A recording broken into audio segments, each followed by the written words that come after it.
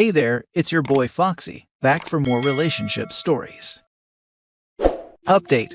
When I was a teenager, my brother assaulted me. My parents never believed me and did nothing. Now they demand me to save my father and apologize to my brother. Original post. When I was a teenager, my brother violated me. Despite me being 2 years older than him, he was bigger and stronger than me. He threatened to hurt me, told me that no one would believe me, and kept doing it until I had enough and told my parents about it. Sadly, he was right. My parents didn't believe me. They were really mad and punished me hard for saying those horrible things about my brother. He was always their favorite, so they couldn't believe he'd done that. I tried really hard to convince them, even showed my mother the bruises on my legs and the marks of his bites, but she refused to believe me. The moment I was able to, I ran away from home. For years I resented them, even hated them. My brother for what he did, and my parents for doing nothing to help me. They only knew the truth because one day my brother was really drunk and told my dad about it. He told him how I was his first and how much fun he got from me. They contacted me and I believed they would apologize, offer me help, or even make my brother face the consequences of what he did. But no, my mother's idea was that everyone must admit we all do wrong, we all made mistakes, and forgive each other for everything, so we could keep that in the past and became a happy and united family again. I left them and never talked to them again. That's the moment I decided they were not my family anymore. Now in the present, after several years, lots of struggles, and a long time in therapy, I'm finally having a happy life. I'm married to a wonderful man and aiming to someday start a family with him. Then recently my mother found me. My father is sick and his liver is failing and needs a new one. My mother knows that my blood type is the same as my father's, so she reached me to do a test so I could donate my liver to him. I told her no. I just can't. Not to him, not to any of them. She said that I owe him that at least, that I was being an ungrateful daughter, that he is my father, and that's the least I can do for the family. That I have no right to be so spiteful for a silly teenage mistake, and I was killing him in saying no. I tried to stay strong, until one day my brother contacted my husband. Besides telling him about my father's situation and how I said no, he told him lots of awful things and lies about me, saying how I used to be an easy one, a liar, that I offered myself to everyone. He even lied about how I took advantage of him, even mentioned details of my body that would be impossible to know in a normal situation. He called me the worst scumbag to ever lived. My husband didn't know anything about my past. I only told him that my family was horrible, but never told him everything. He didn't believe him, but he wanted to know the truth and asked me my version. I broke down and cried like never before while I told him everything. He hugged me all that time, making me feel protected. My mother and brother are still harassing me, trying to guilt me until I accept to do the tests. They even demanded that I apologize to them. My husband has helped me a lot with them, keeping them away. I feel like I'm back in my teenage years, feeling so scared, weak and vulnerable. I believed I had overcome that part of my life, but I see that I haven't. Now for the top comments before reading the update. Screw M. You don't owe them anything. If they keep harassing you, tell them you'll get the police involved if they try and contact you further. You might also want to look into getting a restraining order on your brother and mother, using the constant harassment and character defamation your brother committed when he called your husband. I'm going to try to get the restraining order. I don't want them in my life. Please do. Cutting off and out the cancerous parts of the family by any means necessary is never a bad idea and will only make your life and mental health better. Interesting. Let's see how much your mom is willing to forgive you, despite your justified refusal to help your father. She would never do something like that. I'm still the villain of her story, the one who tried to destroy the family and refused to do the right thing. They refused to do the right thing when they refused to help you from being repeatedly violated. As you said, they aren't family, any more than a tumor is your family. Screw them, protect yourself. I'm sorry you didn't have a father who would protect you. I'm sorry you didn't have a mother who would nurture you. I'm sorry you didn't have a brother that would look out for you. Your husband and anyone else you choose is your family now. I hope you get the love you were denied as a child. Thank you so much. Indeed, my husband and the ones I choose are all the family I need. Your family is a flaming bag of crap. Contact your cell phone provider and see if they can block their numbers permanently and or take out a restraining order against them. Your family is who you consider family. Blood relation no longer means family from the moment they refuse to listen and disrespected your boundaries. You don't owe them anything and don't have to do anything you don't want to. As others have mentioned, keep track of their harassment and install cameras in your home if you haven't done so already. And now for the update. I want to thank all of you. These last few days have been terrifying. Lots of things happened and I don't know where to start. I felt weak and defenseless, and I was about to break down multiple times.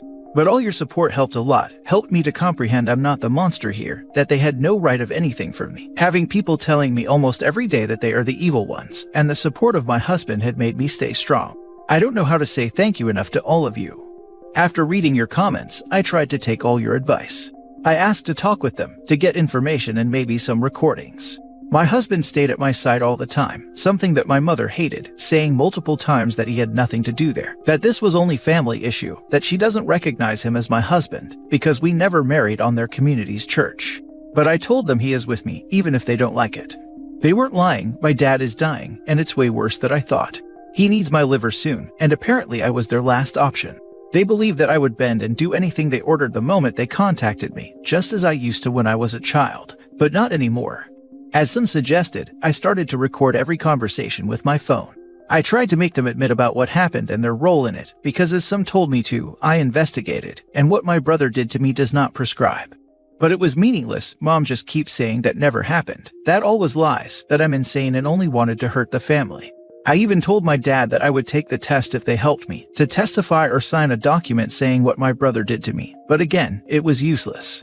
Mom keeps saying that never happened and I was lying, and Dad, he acted like I insulted him, saying things like, "How I dare you try to extort them with something like that, that I should be ashamed for everything I did to them, and that I should be the one kneeling in front of them, begging for their forgiveness, and offering everything I had to save his life." After everything that happened, even in that situation, they still believe I'm the problematic child they always claimed I was, that they still had authority over me, and that I owe them this. I was done after that. I told them I'm not doing that they have no right to ask me anything, that I don't consider them my parents since they enabled my brother to do that to me. My husband and I left them. But on the way to the car, my mother followed us, yelling at me for killing my own father. She even quoted the Bible saying that I should obey my father and mother, but looks like I wanted to add another sin to my list. Since then, the harassment became worse.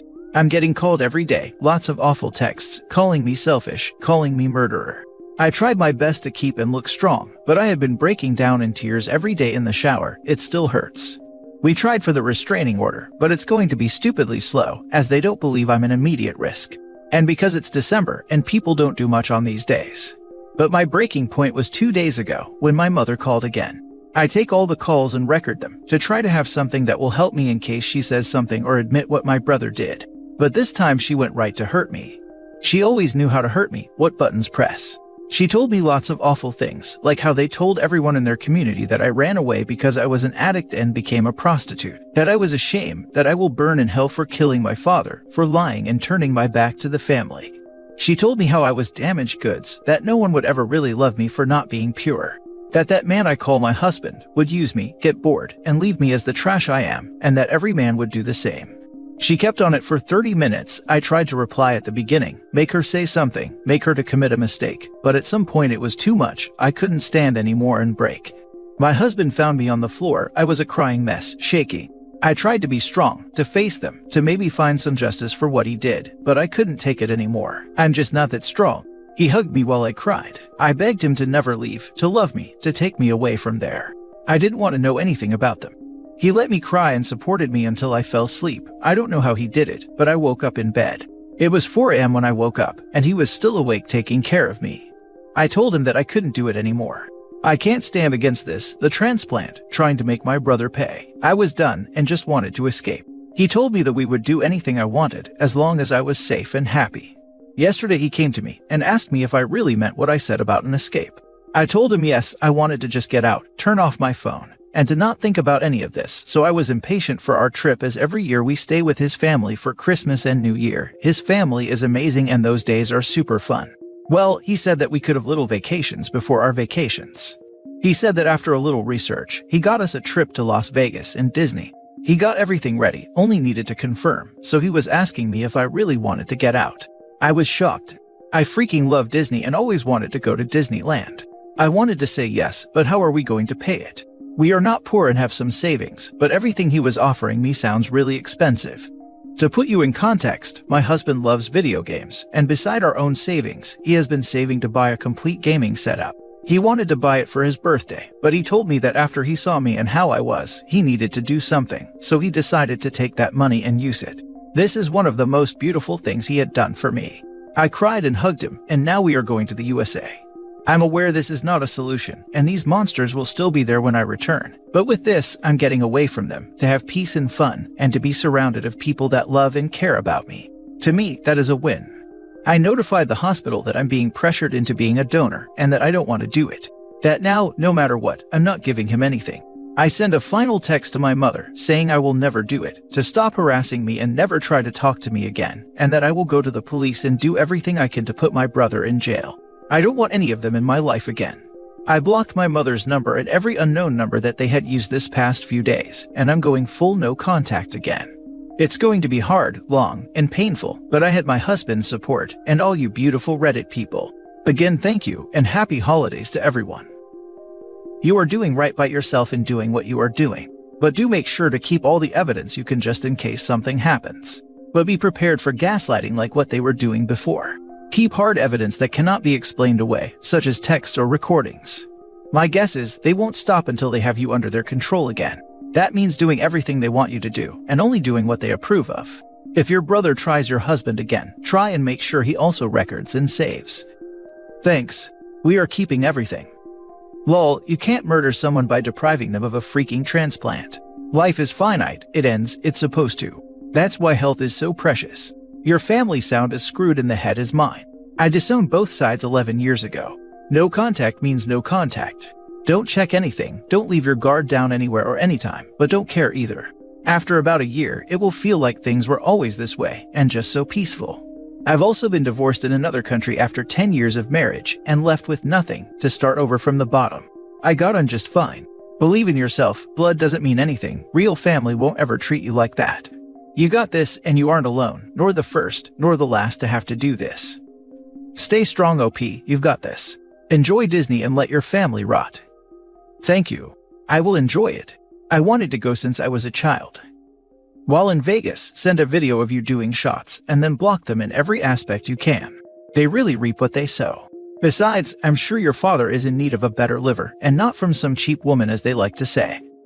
That would be a great idea, but I don't want to have any type of contact with them at all. Now for the last story. My wife and son blame me for my oldest son's death. 10 years ago, my oldest son started a job working the graveyard shift. He was 20 years old. He was having trouble staying awake on his drive home from work in the mornings. So he came to stay with me because I lived closer to his job, because he still had 2 weeks before he moved into his new apartment real close to his job.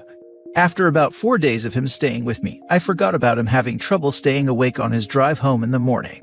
I had gotten an all-inclusive ticket to a baseball game, and I was taking my youngest son and all his friends. When I came home from work that day, I was excited about the game and I wasn't thinking. I woke up my oldest son out and asked him if he wanted to go to the game. He looked at me crazy and then got up to go to the restroom without saying anything. His mother walked in at that time and saw him and said, "Boy, what are you doing up?" My son replied, "Some fool woke me up." We went to the game, and that next morning when I was at work at 8:17 a.m., my son had fallen asleep and went head-on into an 18-wheeler and killed. My wife and youngest son knew about me waking him up, and they held it against me. Within 2 years, my son had moved off for college, and my wife divorced me. For 10 years, I've been living with this debilitating guilt and self-loathing. It has ruined my life. I'm on medications for severe depression and PTSD. I lost my business, my house, my wife, both my sons, my health, and my dog. I sit here 10 years later still suffering from that eventful day. Every day I hear the words, "Some fool woke me up." Every day I see his burned-up body and images in my head. I recently wrote this article for another sub, and got a lot of good advice.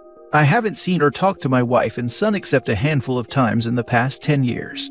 I'm thinking about confronting them, even now that I'm divorced and my son is married with a kid that I've never met. I need some type of closure so I can finally heal. How do I confront them and try to get them back in my life? Or should I just let sleeping dogs lie? I really miss my younger son and want to be a part of my granddaughter's life. Now for the top advice. Oh wow, I'm incredibly sorry to hear about this heartbreak. I can't imagine. Truthfully, it seems as if your ex-wife and younger son were looking for answers and for someone to blame, and you unfairly became that person. I'd be willing to bet your older son had sleeping issues outside of you asking him to a game, and living the rest of your life blaming yourself is doing absolutely no one any good. You deserve a life as well. Have you or are you in therapy to address some of these issues? As for your ex and son, I'd focus on your son. See if he's open to a conversation. Tell him how much you miss him and how you want to be in his life.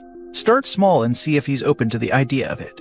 You all lost a family member that day, and I'm so sorry your loss continued. Yes, I spent several years in counseling and saw a psychiatrist. It helped some, but the depression always came back. I have learned to live with it, but I want my son back in my life. I'm just not sure how to do it. You just start. Reach out to him by email, letter, or message on social media, whichever you have access to. Just start by being honest about how much you miss him and ask if he'd be okay talking and maybe reconnecting. I have messaged him dozens of times in past years. When I found out about medical school, when I found out he got married, when I found out he bought a house, had a child, and on and on. He never answers me back. Oh my god, OP, my heart breaks for you. You certainly have complex PTSD. I don't know if you've sought therapy or if you've heard this before, but it is not your fault what happened. It is so obvious you loved your son. That accident did not happen because you woke your son up. It sounds like he was chronically sleep deprived or having trouble adjusting to an unnatural sleep cycle. I am also someone who is so defined by someone dying. Please message me if you want to. I'm so sorry, OP. Thanks, that means a lot.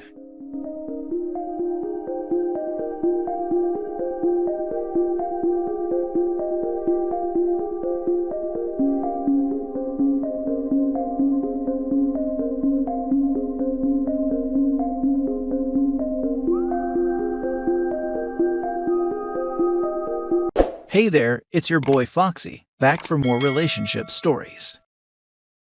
Am I wrong for asking my ex to pay child support I think he owes? My ex and I were married for about 10 years, and during the entire marriage, he brought home about 10% of the income. He had this thing about not working for anyone but himself, so he started one failed business after another. The one good thing about my ex is his work ethic, and he worked at least 100 hours a week on his businesses, and sometimes he would sleep for only a couple of hours a day. That meant that I was both the breadwinner and did most of the work raising our daughters. We fought constantly until I finally had enough of feeling like a single parent, so I divorced him. In the divorce, he agreed to not sue for child support and alimony. In turn, I agreed to not move the girls more than 50 miles from him. I eventually remarried to a wonderful man and had 3 more children. My new life is wonderful with a partner who contributes equally. My husband works a normal job, helps raise our children, helps out with housework, and loves my daughter as his own. My ex's business took off, and he's now firmly in the 1%. He bought his parents a $1 million home. He also bought himself a $1 million house just for the location, tore down the house, and built a bigger house on the land. He's fully paying for our oldest daughter's college, and intends to pay for the younger one when she goes next year. The problem is, my husband got laid off about 6 months ago, and due to the state of the economy, has been unable to find another job in his field. Money is getting tight, and we had a discussion. He brought up the fact that my ex was a deadbeat during our marriage, and now that he's doing well, he owes me money. I agreed, so I brought it up to my ex and asked him to pay me for all of the years I paid for him. He had the audacity to actually laugh in my face. We got into a huge argument, and now our daughters are mad at me. I told them they're too young to remember me paying for all of the groceries and our rent. They're too young to remember the weeks upon weeks that I was the only one home to take care of them. I told them they see their dad as he is now, not as the guy back then who begged me for gas money. I'm not asking him for money out of the blue. I supported him for 10 years and basically raised our girls alone. I think he owes me for that and told him so. Now for the top comments. You're the idiot. Asked him to pay me for all of the years I paid for him. That's not how it works. You cannot ask for your money back. You accepted to financially support him at the time, and unless you have a contract with him, he doesn't owe you anything. The only thing he owes you is the child support a judge or a mediator will decide is fair. No more, no less. Also, he agreed not to sue you for child support years ago when he was poor. If you decide to go in front of a judge for child support, the judge will take those years of you not paying into account, and you might end up having to pay him big time. The ex made 10% of her income, so he was definitely due alimony and child support.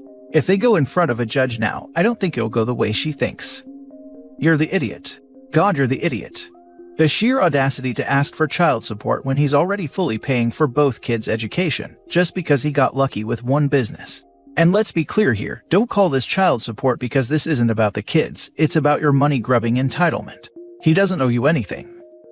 You're the idiot. He doesn't owe you anything.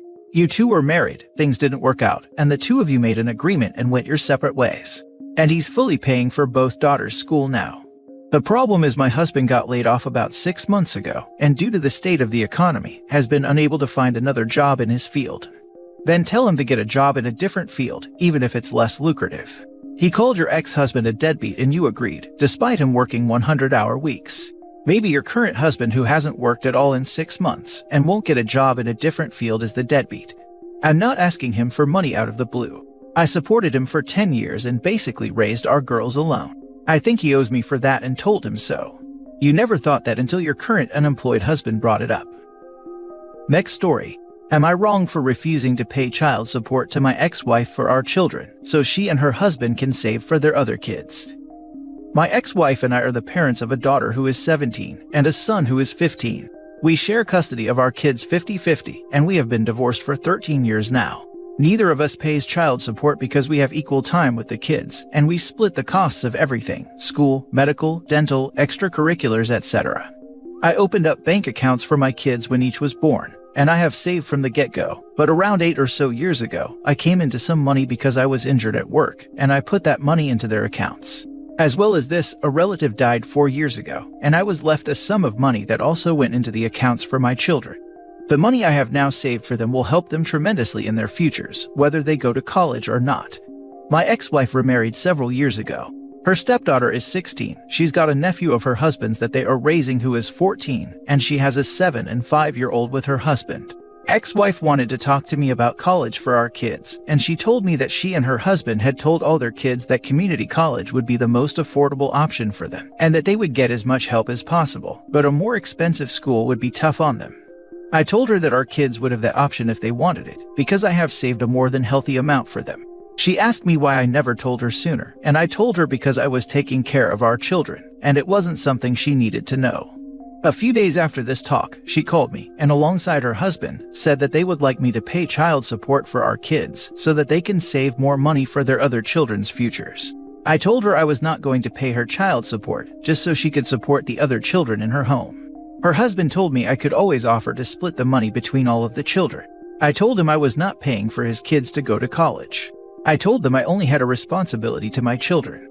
I told them if they wanted to save more money, I would happily take the kids more if my kids want to spend more time at home with me.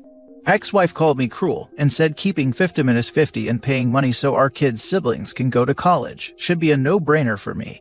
I told her the day I have an obligation to help her support her entire household is a day in another universe where we never broke up. But we did, and she has to accept she is equally responsible for our kids as me. They both told me I was a jerk, and even though I feel like I'm crazy for asking, I must ask, am I wrong? Edit to add, the courts did not order child support because I only make a little more than my ex-wife, and I was well below the threshold they used to determine child support in 50-50 custody cases. I have control of the money. My children are aware it is there and we have talked about it, but they are still undecided on their future plans. They do not have access to the money yet. Not wrong. Also, I'd be extra careful with the college funds. Your kids could be bullied into sharing with their step and half siblings in the future. This OP needs to keep control of the money. Pay the college bills, tuition, room, etc. directly for the first year or so. If he passes all the money to his kids, they may be pressured to give some to the other kids. My son's grandmother left a substantial amount of money to my son's dad, and he allocated a large amount for my son to get a start in life, which included covering college and money left over for major expenses including a down payment on a house in the future. My ex would give my son essentially a payday twice a month for my son's needs, and it was adjusted based on my son's expenses when he moved into an apartment, etc., but only allocated large amounts based on needs such as tuition, etc. It worked out well while my son was in college. This is an excellent option, and therefore is a good way to maintain control of the money. Not wrong, and they are trying to sucker you into paying for their kids. Don't budge. Her ex and her husband are on different planets. Paying child support for their kids is easier for them than for you, and you can't afford to send their kids to college. We take no responsibility for any of their abilities. The claims they make here are absolutely amazing. Next story. Am I wrong for telling my sister that neither her nor her family are welcome to celebrate Christmas with us? I, 32 female, am a mother of 2 kids, 5 female and 2 male. I do not get along with my family. Actually, I've been no contact with my parents for more than 10 years. My husband, 35 male, grew up in this system his whole life, so when we got serious, we dreamed of having the picture-perfect family life that we didn't have while growing up. I have been doing everything I can to make Christmas magical for my small family. Every room is decorated, including bathrooms, elaborate lights and decorations on the outside. I stuff advent calendars, make cookies almost every day, matching pajamas, postcards for our friends, and so on. Also, we go all out on gifts for our kids. I reconnected with my sister last year. We talk online and have had one face-to-face meeting when she visited my city. She is also married with 3 kids, all under 12. Her husband is unemployed, she works retail, and they have a ton of medical debt. I guess she has been going through my social media lately, and she has seen how we celebrate Christmas in our house. Then she contacted me, and after a couple of minutes, she said that they were planning to spend Christmas with us as a gift. I said that I appreciated her gesture, but that Christmas for us is just for our small family. We do not like to include the extended family. She kept insisting that it would be fun, and that my kids would absolutely love to celebrate with their cousins. My kids have never even met their cousins. I kept insisting that it would not be possible for us, and then she switched tones and started telling me that they couldn't afford Christmas for their kids, that they just wanted the kids to have a fun holiday for once. I sympathized with her, but told her again that it would not be possible for them to spend Christmas with us. Then she asked me for some money to help with Christmas expenses. I told her that we do not have any extra funds this month, but that I have a $100 budgeted for gifts for her family that I could send her. She asked for more, but I turned her down. That was when she got angry at me. She said that I was a selfish witch, that it wasn't fair that her kids would not get to celebrate Christmas, while I am throwing money out the window on my vanity project of a house. I hanged up on her, then sent her this exact text: "I am sorry that you and your family are struggling, but I will not be sacrificing our family traditions for your ease.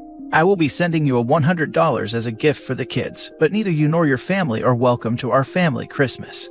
I will expect an apology when you cool down, otherwise don't bother contacting me again." I still stand behind my decision to not have them celebrate with us, but I am feeling guilty for how I worded it. So am I wrong for using the phrase, "You nor your family are welcome to our family Christmas"? Now for the top comments. Not wrong. You don't have to invite her, and it's pretty entitled how she tried to invite herself. You set your boundaries and put your family time first. That's completely fine. Your sister needs to mind her own business. Right. Also, how much you want to bet she'd expect OP to buy extra presents for her kids so they don't feel left out? So you said you reconnected last year. Was it over social media? I'm thinking she reached out just because she saw you were doing better and might be a good mark. Not wrong, this woman is just a leech. You reacted exactly right, and stick to your guns. The more you give in to this woman, the more she's gonna expect. She is jealous and after handouts. You have worked hard as a family unit, so you deserve your happiness without letting jealousy ruin the happiness of you and your family. Not wrong. Not only is it rude to invite you and your family over, it's worse to insist on it after being refused. No is no. This is how you get no contact like you just did. And the $100 is very generous. I wonder why her husband is unemployed. That is likely part of the reason why they are not having a good Christmas. And many of your vanity projects for Christmas can be done fairly inexpensively yet look pricey, especially if you do it yourself and get goods at sales and thrift stores. She doesn't know how much you spent, etc. I hope she doesn't know where you live. They may show up as a surprise Christmas gift, so be ready if it happens. If they show up out of nowhere, they will not be getting in, and might even get the police called on them for trespassing. Absolutely this. We had a family member who was notorious for just showing up to crash at families' homes. He was beyond offended when he tried that and got escorted by the cops off my property. Last story. Am I wrong for not sharing ownership of my dream car with my boyfriend? I entered my current relationship with a car I purchased while I was in college. At the time, my boyfriend did not have a driver's license or vehicle of his own. For a year, I pushed for him to get his license, offered to teach him in the little banger I had, even drove him to the DMV and bought the book for his G&M license. He neglected to even open them. After getting tired of paying for repairs on this car, a 2008 Yaris, I decided to go to a dealer and trade it for a newer car, a 2016 Juke.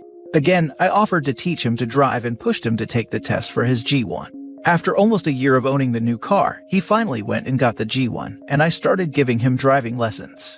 But after a year, I got a job making far more money than I had been, and had also saved multiple years' worth of tax returns to be able to put a down payment on the car of my dreams, a 2-door Wrangler for off-roading. My boyfriend is atrocious with money, has been bankrupt in the past, overspent on money to the point of me needing to cover 100% of bills, often leaving me to make the choice between making a car payment or pay for groceries. We had a plan to purchase him a car with a loan he was approved for, but in his time off, spent all $15,000 of it. Frustrated, I drove to a Jeep dealer and traded the Juke for a Wrangler, making myself the sole owner of the vehicle, not wanting to have his irresponsibility affect my credit any longer. He blew up, saying that the Juke was his, and it was the car he was supposed to learn to drive in, and I was supposed to keep it and keep making payments on it so he could have a car too. Angry, I told him he wasn't allowed to drive the Wrangler, mostly because her is very neglectful on the road, and I had upgraded to steel front and rear bumpers and didn't want him to off someone. I made him borrow a friend's accent to learn and get his G2. I feel like the a-hole for not including him on the purchase, nor allowing him to use it when we are in a relationship, but felt my financial responsibility deserved to be rewarded and protected. You need to dump him. He's entitled, completely untrustworthy with money, mooching off of you shamelessly, and too incompetent to drive. Not wrong, but why the heck are you still with him? Can you seriously see a future with this person? There is no future with this dude. Not marriage nor kids. And not even next month's rent or groceries. Why stay? Yo. OP, your boyfriend is like a 2008 Yaris. He got the job done, but mostly you're just dumping money in to keep him alive. He's not a partner, he's a dependent. Now, imagine going out to the boyfriend dealer and picking out a new one. He'd have that new boyfriend smell. You can get one with steel-toed boots, which is great for rough terrain. Maybe find one who also likes being smart with money. You've got a chance to upgrade here. Not wrong if you take it. Did you really have to ask if you're an idiot for not putting your boyfriend's name on a car you 100% paid for? I hope you're like 19. I'm 26. I probably have myself to thank for everything I allow after not seeking proper help post fleeing a violent relationship.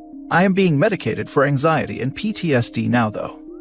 Listen, I think people throw this accusation around on this sub too much, but I'm gonna say this because you have a history of intimate partner violence. His implying he was entitled to your car because he wanted to use it, and becoming enraged as a result, feels very much like the early stages of emotional mistreatment to me.